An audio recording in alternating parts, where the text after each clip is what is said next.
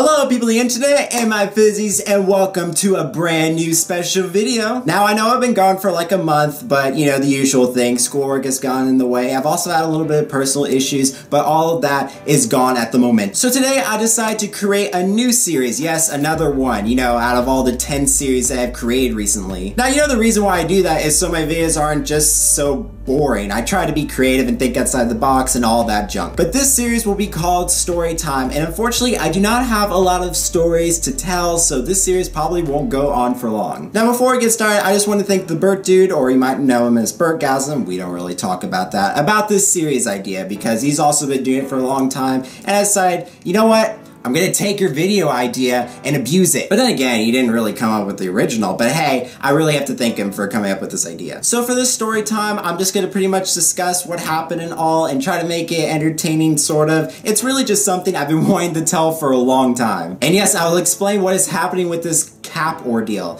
You know, it'll be all explained in the future. So now let's get on to the story. The story takes place in PAX South 2015. Ooh, spooky. Now first off, 2015 was a really uneventful year. Like, seriously, what have you accomplished in 2015 that you even remember? 2015 was honestly a boring year, except for the time that I went to London and learned the importance of preservation and modernization in society, but in all other factors, it was boring. So this is the first year that PAX South was actually a thing, and I was so excited to go. And I was also got the privilege to actually meet some of my internet friends. I will not mention them by their real names just because, so I will mention them by their previous YouTube names, which is Question Turkey and AK Minor. Now, if you want the full experience to get a better perspective, you can check out my PAX South vlog, you know, just to recall yourself of this event. It's been quite a while. It's been almost like 2 years. But anyways, back to the story. So this was the first day of PAX South, and I was with my friends as usual because, you know, I usually have friends. We were just exploring, taking in the atmosphere, the musty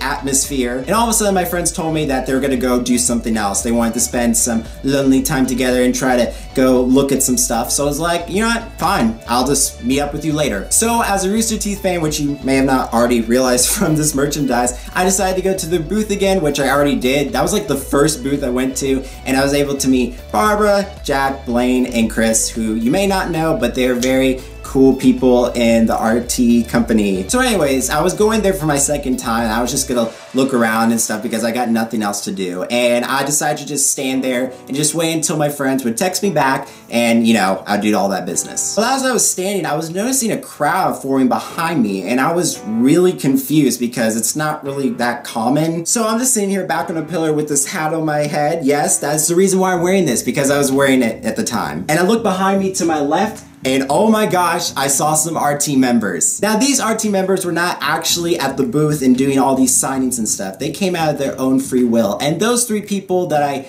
can actually tell from the group were Patrick, Miles, and Aaron. Now they were also with a bunch of other friends that I have no idea who they were, and I still to this day have no idea who they are. They might have been personal friends or members of the RT community, no idea. But I was standing there and wondering, like, why are they even here? And why didn't they even address that they were here? So I went to go on Twitter and see what was up and all, and I actually tried to get on, but apparently I can't get on the internet when I'm at PAX South. For some reason, I couldn't get any Wi-Fi access at the top floor or at the bottom floor at the PAX South convention, and I still didn't at PAX South 2016. It's crazy. But apparently it's because there isn't a local AT&T place, you know, where I can get a good connection and all. It's all Verizon. But anyways, I'm trying to check Twitter to see, you know, if they said anything and all that stuff, and I couldn't check. And for some stupid reason, I was going through my head just so subconsciously, like, maybe they didn't want people to go up and approach them. Maybe they just wanted to, you know, relax at a convention and all that stuff. I know that sounds stupid, but I was stupid at the time, you know, 17-year-old me. Actually, I was 16, but I was about to turn 17, so you know, move on. So then I tried to get advice from my friends who were out walking around, but I couldn't text them because I had no connection whatsoever. So for like a good, I think 30 minutes, I was just standing there, or 20, just waiting for my friends to come back, and I was just like, I need to do something. I can't just stand here and just admire that they're right over there. But as time went by, I noticed that the group was actually starting to move, and I actually moved a little bit so they wouldn't see me. But eventually the whole group decided to just walk over there and just go up the next floor. And to myself I was like, I can't lose them because this might be the only time I might see them because, again, PAX South, even though it was the first time they actually hosted it, it was huge. There was so many people on Saturday. So I was like, you know what? I'm going to follow them. Now, I know this is pretty creepy and it's just really disturbing of like just stalking these people, just following them and not even actually approaching them. But you know what? I was stupid and I was just so subconscious about my thoughts that I couldn't face my fears. But something that I will never forget that I did, so when the group actually passed by, I was like, what if they actually saw me in the screen cap? Like they recognized that person. So if I was gonna ever approach them, I don't want them to think like, wait, were you following us and stalking us and all that? So I was like, okay, I need to change my self-appearance because if that was possible that they did see me, then I really need to change everything. So before I followed them, I looked around like this and all, and I took off my cap and put in my jacket and walked away with my hands in my jacket looking like some secret FBI agent. So now I have the appearance of without the cap, so it's not that noticeable. I had everything else on, but I mean, come on. I was thinking like, you know what?